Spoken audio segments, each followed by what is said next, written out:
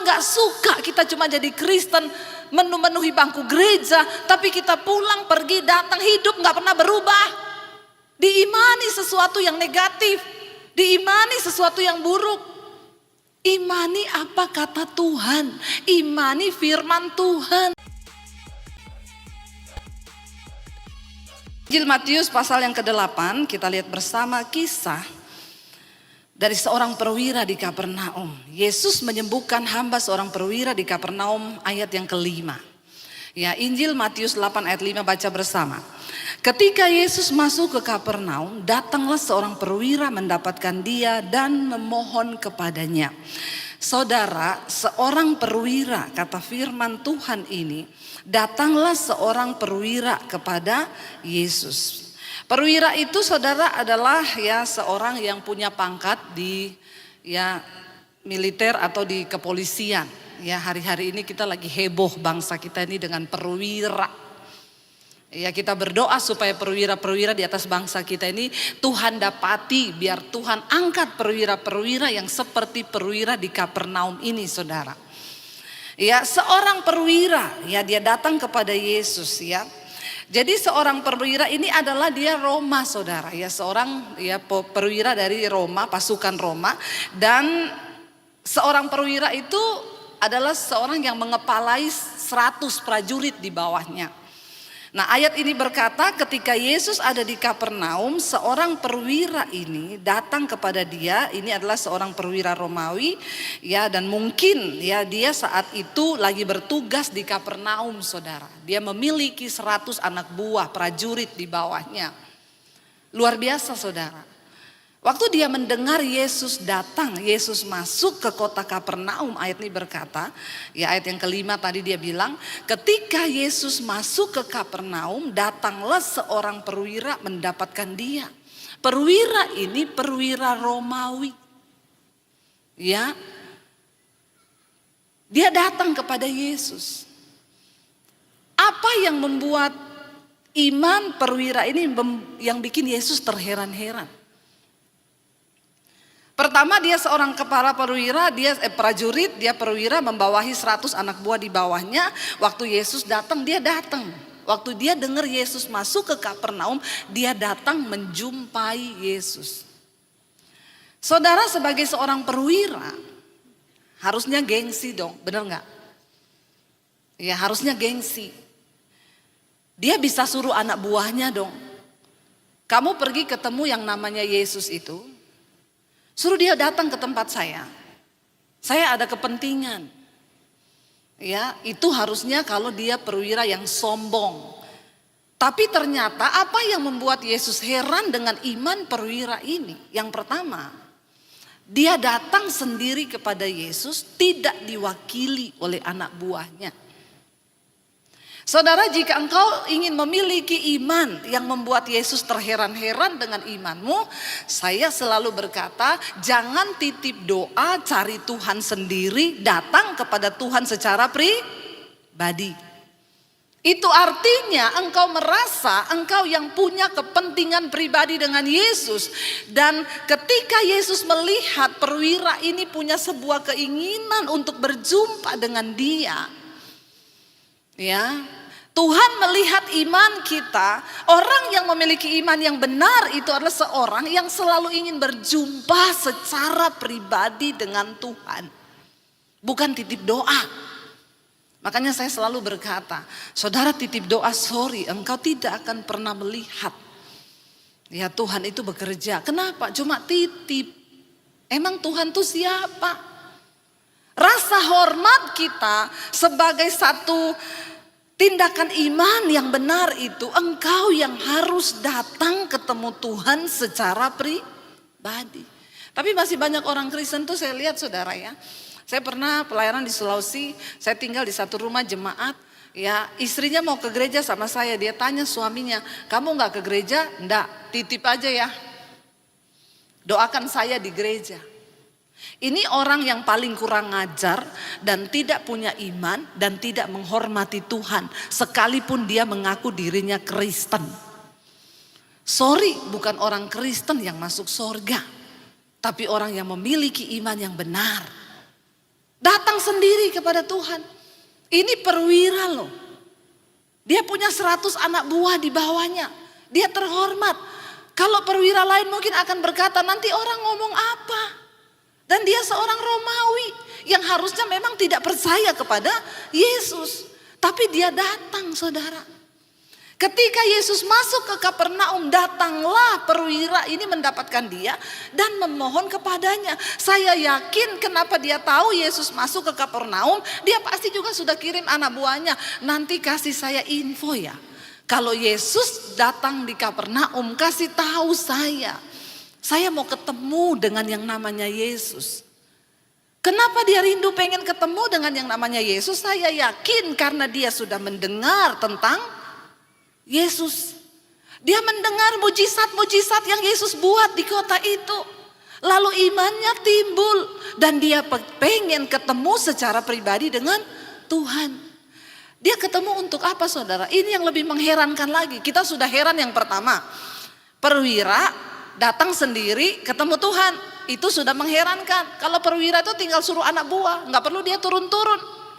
Tapi perwira ini mengherankan, dia datang sendiri. Yang kedua bikin lebih heran lagi, yang ayat berikutnya, ayat yang ke-6, dia bilang apa, saudara? Waktu dia ketemu Yesus, dia bilang apa? Tuan, hambaku terbaring di rumah karena sakit lumpuh dan ia sangat menderita. Apa yang menggerakkan perwira ini menanggalkan harga dirinya, menanggalkan jabatannya, menanggalkan semua kehormatannya untuk pergi berjumpa Yesus yang dia tahu di situ banyak orang, banyak rakyat biasa, tetapi dia datang. Apa yang menggerakkan dia untuk ketemu dengan Yesus? Ternyata satu, karena pembantunya, bukan prajuritnya loh. Hamba itu budak. Hamba itu sebutan untuk budak, untuk pembantunya di rumah. Bukan prajuritnya, tapi pembantunya di rumah.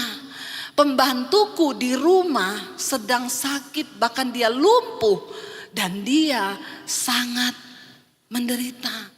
Ini prajurit, ini perwira ini sangat luar biasa.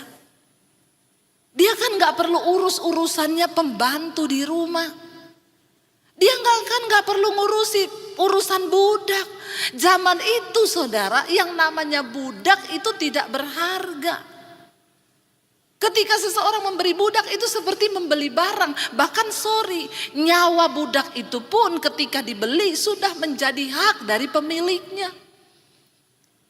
Mana pusing dia dengan pembantunya. Tetapi yang sangat mengherankan dari perwira ini, dia sangat peduli dengan orang-orang lain, bahkan orang yang sangat hina. Tidak ada yang lebih rendah daripada budak, saudara. Di dalam strata saat itu, budak ini itu orang yang paling rendah. Orang punya banyak duit, dia bisa beli berapa aja. Ya, saya dulu pernah mengatakan di sini, budak itu sudah kehilangan hak atas nyawa, bahkan atas dirinya ketika dia dibeli oleh tuannya. Pada zaman dulu kalau saudagar-saudagar kaya itu mereka pergi bepergian, mereka ngajak budak di saat malam, tengah malam kedinginan. Maaf loh, seorang saudagar kaya bisa menyuruh budaknya berbaring di tanah, lalu perutnya dibelah dan dia memasukkan kakinya untuk menghangatkan diri di dalam perut budak itu. Tidak ada harga seorang budak. Tapi apa yang membuat Yesus heran dengan perwira ini? Dia meluangkan waktunya, dia menanggalkan egonya, dia menanggalkan segala kehormatan, dia tanggalkan pangkat perwiranya cuma untuk datang ketemu Yesus untuk sebuah alasan yang bagi kita rata-rata tidak penting, sangat tidak penting. Saudara, apa yang membuat Yesus heran dengan iman perwira ini? Ketika engkau berkata engkau punya iman, maka hari-hari ini mari kita mulai belajar untuk peduli dengan orang-orang di sekeliling kita. Engkau berkata punya iman, tapi sama istri saja engkau gak bisa mengasihi, itu iman yang pret. Amin. Engkau bilang engkau punya iman, tapi sama anak saja engkau tidak bisa mengasihi, gak pernah punya perhatian, gak pernah ngurusin. Engkau berkata engkau punya iman, tapi sama orang tua saja engkau tidak hormat. Buat apa imanmu itu? Iman yang membuat Tuhan heran adalah iman yang peduli dengan sesamamu manusia. Katakan amin. Dia rindu saudara. Dia datang kepada Tuhan atas nama budaknya. Mari kita menjadi orang-orang Kristen yang berdiri kepada Tuhan. Mewakili keluarga kita di hadapan Tuhan. Menjadi imam di tengah orang-orang. Membawa keluarga kita yang belum bertobat. Datang wakili mereka di hadapan Tuhan. Itu iman yang membuat Tuhan heran. Dia datang atas nama budaknya. Gak penting kan saudara? Mungkin prajuritnya ngomong. Mungkin dia bilang nanti kalau Yesus datang kabari saya ya. Siap pak, siap komandan. Maaf izin komandan, mau tanya komandan. Komandan mau ketemu Yesus buat apa ya? Budakku sakit, aku mau minta tolong. Mungkin anak buahnya gak penting komandan. Mungkin loh, mungkin. Tapi bagi dia ini adalah sebuah prioritas. Ketika seseorang sudah merasa sombong saudara. Dan merasa hal-hal kecil itu tidak berarti lagi. Maka itulah awal kejatuhan. Kita berdoa supaya perwira-perwira di atas bangsa Indonesia ini. Memiliki iman seperti perwira Kapernaum ini. Tidak sombong. Tetap memikirkan kepentingan rakyat. Karena mereka diangkat oleh Tuhan. Sebab Tuhan punya kepentingan. Gak penting saudara. Gak penting. Ini alasan dia datang. Tapi Tuhan suka dengan orang-orang yang memperjuangkan sesuatu yang kelihatannya tidak penting. Tapi itu berarti di mata Tuhan. Lalu ayat yang ketujuh dikatakan di sana. Yesus berkata kepadanya, ya, aku akan datang menyembuhkannya. Yesus langsung berespon kepada perwira ini. Karena mungkin Yesus lihat ini orang terhormat datang merendahkan diri cuma untuk ngomong budaknya sakit. Yesus langsung ngomong, aku akan datang untuk menyembuhkannya. Wow saudara ya. Yesus ngomong mau datang ke rumah saudara. Pada zaman itu loh. Kita gak usah bicara Yesus saudara ya. Saya itu kemarin ketemu jemaat Misbah Doa di Surabaya. Itu dia tuh sudah sampai yang heboh saudara. Ya ampun Bu Debi, saya tidak sangka loh Tuhan terima kasih saya bilang gak usah alay lah lebay. Saya ini biasa aja. Saya membayangkan itu dia cuma ketemu saya yang dia rasa saya ini berarti setiap malam memberikan mesbah doa, imannya bertumbuh lewat khotbah-khotbah saya. Itu baru saya saudara. Apalagi Yesus, saudara ketemu Yesus, Yesus bilang aku akan datang ke rumahmu dan aku akan menyembuhkan budakmu itu. Kira-kira saudara seneng gak? Seneng dong, kita pasti seneng. Yes, apa yang dia minta Tuhan jawab, bahkan Tuhan mau datang. Luar biasa, tidak semua loh orang Yesus mau datang ke rumahnya. Gak semua saudara. Lalu saudara jawab perwira ini apa? Tetapi jawab perwira itu kepadanya, Tuan, aku tidak layak menerima Tuan di dalam rumahku. Katakan saja sepatah kata, maka hambaku itu akan sembuh. Yang pertama kita belajar dari kerendahan hati perwira ini tadi saudara. Ya, dia datang sendiri pada Tuhan yang pertama. Yang kedua, dia membawa beban budaknya kepada Tuhan. Dia berdiri atas nama budaknya. Dia punya beban. Yang ketiga, ini perwira ini sangat rendah hati. Dia bilang, Tuhan, maaf, aku tidak layak menerima engkau di dalam rumahku. Balik lagi ke ayat yang tadi, tolong ayat 8. Ya, tetapi langsung dia jawab, Tuhan, aku tidak layak menerima Tuhan di dalam rumahku. Katakan saja sepatah kata, maka hambaku itu akan sembuh. Dia bilang, maaf Yesus. Kenapa dia bilang aku tidak layak? Sebab bagi dia menempatkan Tuhan ini sebagai sesuatu. Dia menempatkan Tuhan ini sebagai sosok yang begitu mulia, begitu terhormat, ya, begitu luar biasa, begitu agung. Ya, kita kalau ketemu orang, saya yakin, saya pernah berkata begitu saudara, ketika ada seorang jenderal di Jakarta, dia bilang, "Ibu, saya dan istri akan datang ke rumah ibu. Kami mau minta didoakan." Langsung saya jawab begini, "Sorry Bapak Ibu, saya tidak layak menerima kamu di rumah saya." Kenapa? Karena pasti kita berkata seperti itu kepada orang yang kita anggap dia tuh lebih tinggi di atas kita. Lebih mulia di atas kita. Ya, saya bilang, "Jangan-jangan saya aja nanti yang datang ke rumah Bapak Ibu." Dia jawab, "Oh enggak bisa, Ibu itu hamba Tuhan. Jadi kamilah yang harus datang ke tempat Ibu, bukan Ibu yang datang ke tempat kami." Ya karena dia ngomongnya begitu, ya silakan, saya bilang, ya datanglah mereka. Walaupun rumah saya ya seadanya, saya tahu itu berbeda dengan apa yang mereka miliki. Kenapa seseorang merasa dia tidak layak? Karena pasti orang yang berhadapan dengan dia ini dianggap lebih mulia, lebih jauh di atasnya. Perwira ini dengan kerendahan hatinya berkata kepada Tuhan, "Aku ini tidak layak. Aku tidak layak." Saudara, apa yang bisa membuat kita ini tetap rendah hati di hadapan Tuhan? Saat kita ini berkata, "Tuhan, aku ini tidak layak. Hanya Engkau yang melayakkan aku. Kalau hari ini aku bisa mengenal Engkau sebagai Tuhan dan Juru Selamat, itu cuma karena anugerah. Sebab tadinya kita ini semua tidak layak." Apa yang membuat orang merasa sombong saudara, sehingga dia lupa diri? Karena dia merasa dia benar. Dia merasa dia sudah segala-galanya. Mari kita punya sikap hati yang di hadapan Tuhan selalu ketika kita datang, "Tuhan, layakkan aku." Artinya apa? Setiap hari, setiap menit, setiap detik kita harus punya sifat hati yang mau bertobat di hadapan Tuhan. Saya kemarin dengar satu orang ngomong sama saya, "Bu, saya kenal satu pengajaran hari-hari ini.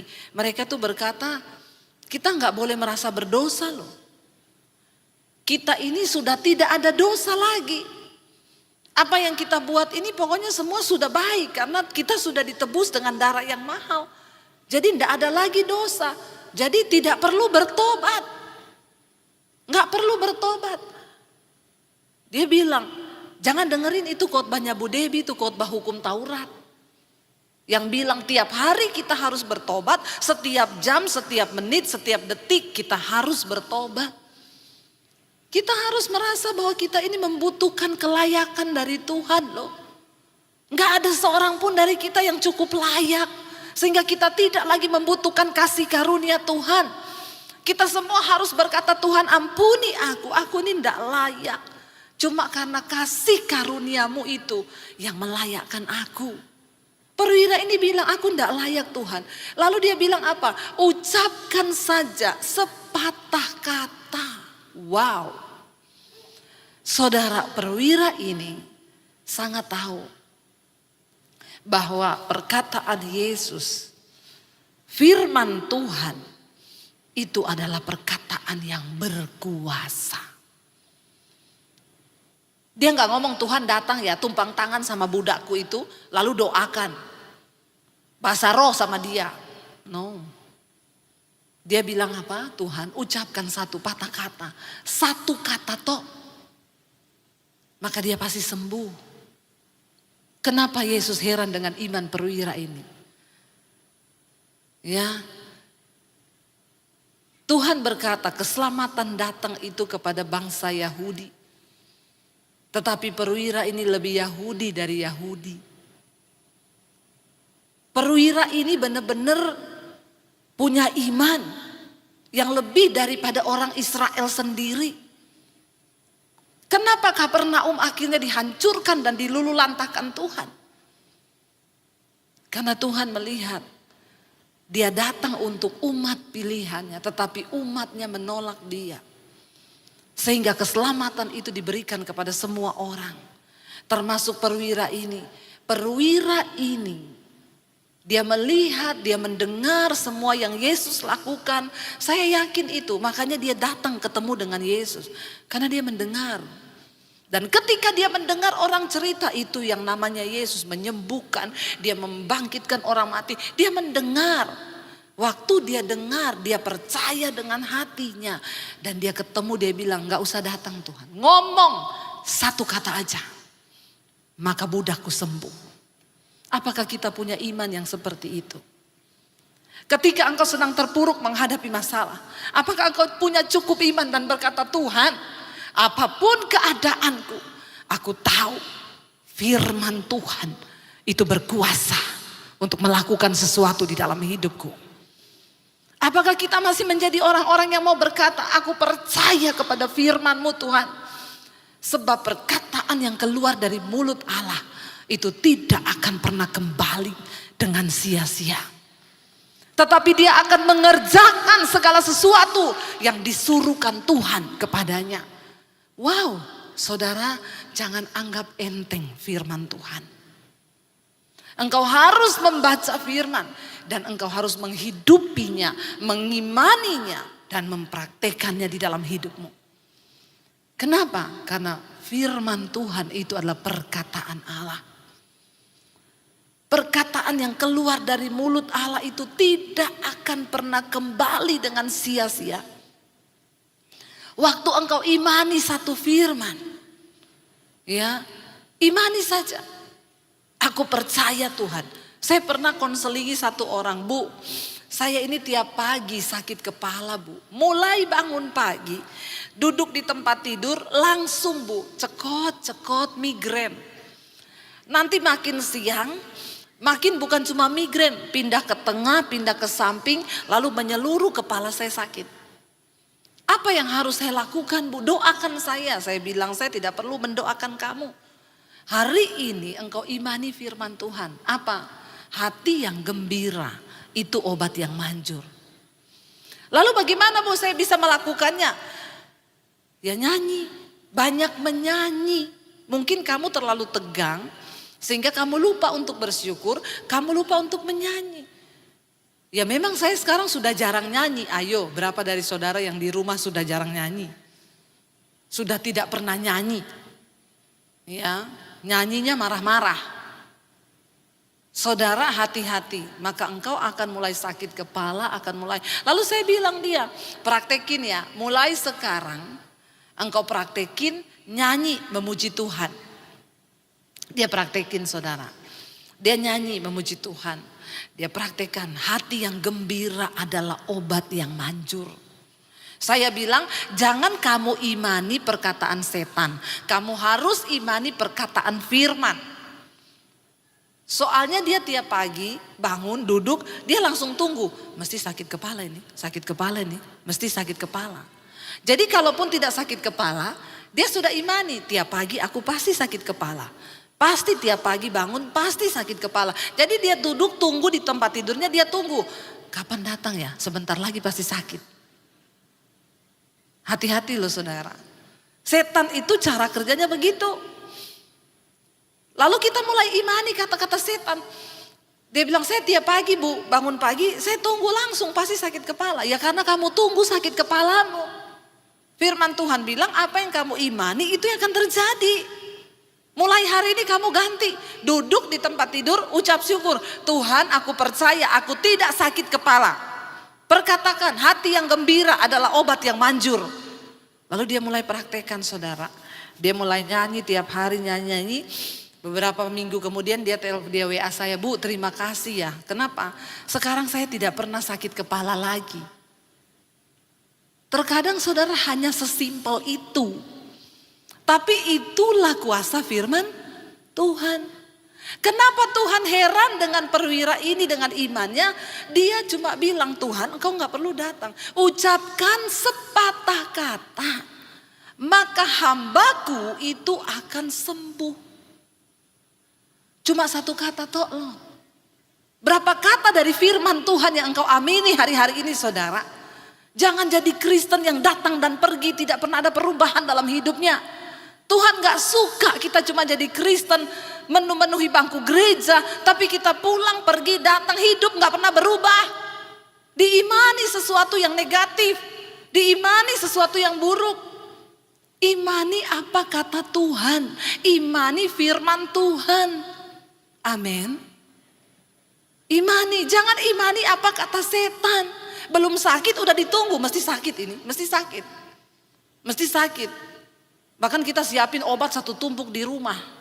Jaga-jaga nanti kalau sakit.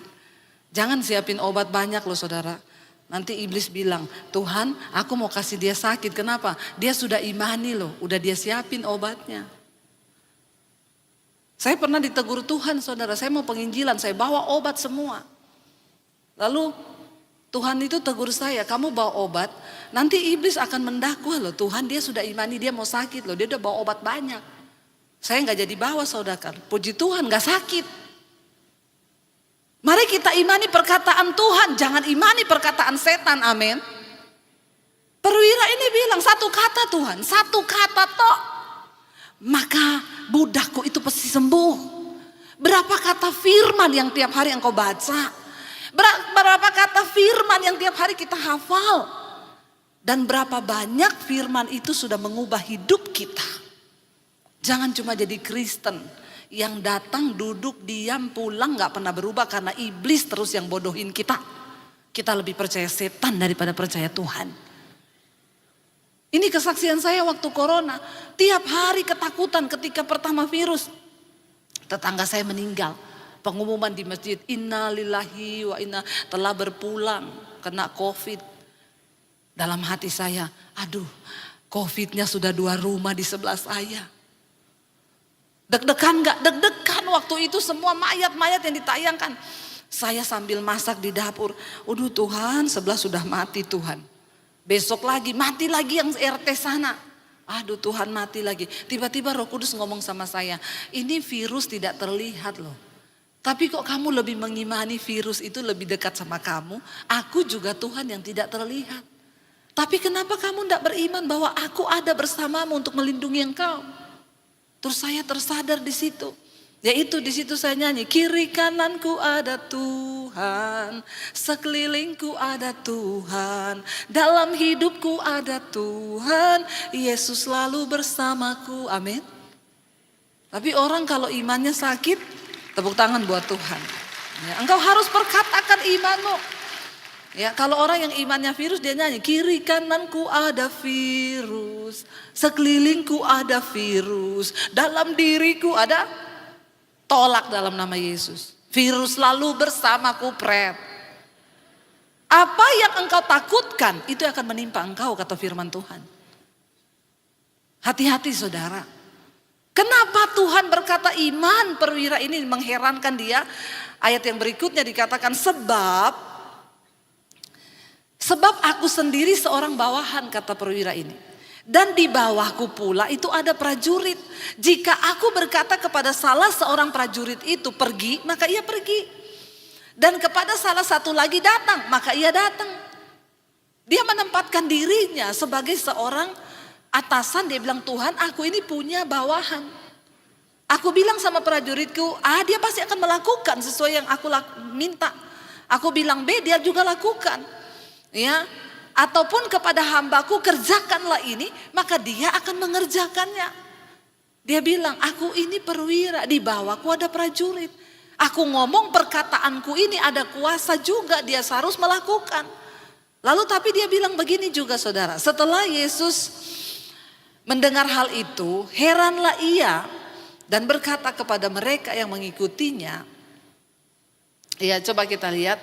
Ya, setelah Yesus mendengar hal itu, heranlah ia dan berkata kepada mereka yang mengikutinya, aku berkata kepadamu, sesungguhnya iman sebesar ini tidak pernah aku jumpai di antara seorang ya di Israel. Tidak aku jumpai di antara orang Israel. Jadi prajurit ini ngomong, kita balik dulu ke ayat yang ke-9 saudara, tadi kelewat. Dia bilang, sebaliknya Tuhan, ya di atasku ini aku juga punya ya atasan. Kalau dia menyuruh aku melakukan sesuatu, maka aku juga pasti akan melakukannya. Dan akhirnya Yesus bilang saudara, Ya, Yesus bilang ayat yang ke-9 tadi ya, Yesus bilang sebab aku sendiri seorang bawahan. Nah, dia bilang ya. Dan di bawahku itu juga ada prajurit. Ya, aku juga ini di atasku juga ada bos. Aku tunduk kepada raja Romawi, apa yang raja suruh kepadaku itu aku lakukan. Aku ini sebagai seorang bawahan. Dia percaya benar-benar dia menempatkan dirinya dan dia mengumpamakan bagaimana kepatuhan ya dia kepada atasannya, dan itu juga yang dia percaya Yesus sanggup melakukan. Lalu kita lihat ayat yang ke-10 tadi, Yesus berkata, setelah Yesus mendengar hal itu, heranlah ia dan berkata kepada mereka yang mengikutinya, aku berkata kepadamu sesungguhnya iman sebesar ini tidak pernah aku jumpai pada seorang di antara orang Israel. Prajurit ini bukan orang yang mendapat bagian dari keselamatan yang akan Yesus bawa. Prajurit ini tidak masuk dalam hitungan sebagai orang yang akan diselamatkan. Apa artinya saudara? Hati-hati. Jangan sampai kita merasa kita ini orang pilihan yang setiap minggu ada di dalam gereja. Kita merasa kita sudah selamat. Padahal iman kita tidak cukup membuat Yesus menjadi heran. Kenapa saudara? Banyak orang yang di luar gereja. Saya adalah dulu bukan orang yang berada di dalam gereja. Saya tidak mengenal Tuhan Yesus. Secara hitungan saya tidak masuk dalam bilangan orang-orang yang disebut orang percaya. Tapi karena kasih karunia Tuhan, waktu saya seperti prajurit ini datang mencari Tuhan secara pribadi, di kamar saya berdoa dan berkata, Tuhan, siapa Engkau? Aku mau bertemu dengan Engkau secara pribadi.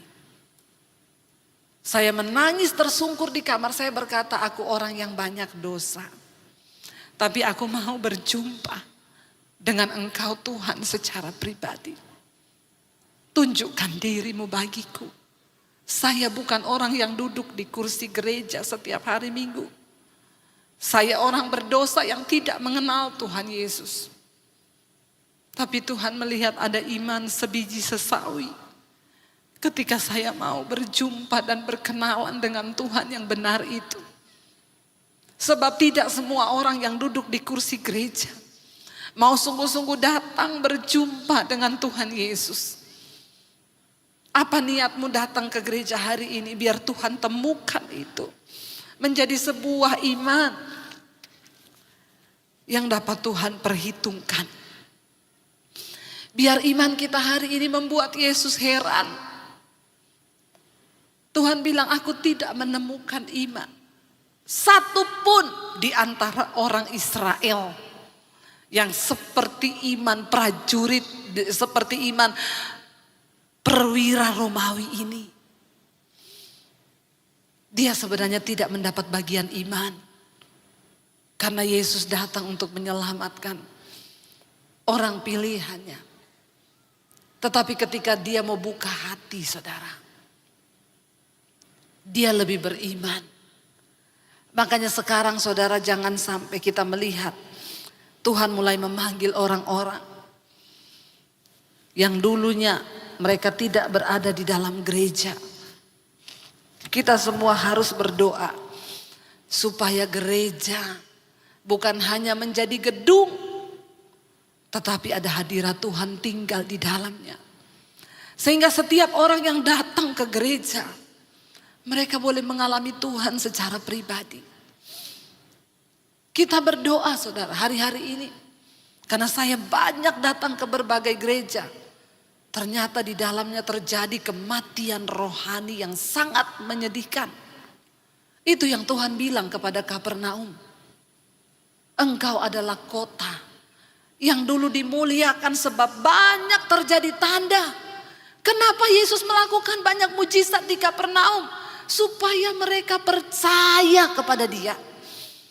Tapi ternyata sampai akhir pelayanan Yesus, Kapernaum menjadi kota yang tidak membuka hati bagi Tuhan. Hari ini Tuhan melihat hatimu, saudara. Apakah engkau mau sungguh-sungguh terbuka bagi Tuhan? Saya berdoa biar Tuhan menemukan iman dalam diri kita yang cukup membuat Tuhan heran. Sehingga dia dapat melakukan sesuatu dalam hidup kita. Saya undang para imam musik, saudara. Apa yang dapat membuat Tuhan itu bekerja dan menyatakan kemuliaannya? Tuhan cuma cari satu. Tuhan cari orang-orang yang memiliki iman. Sebab perkara-perkara ajaib itu bisa terjadi. Cuma satu, saudara. Wadah yang dapat membuat Tuhan bekerja dalam hidup kita. Iman.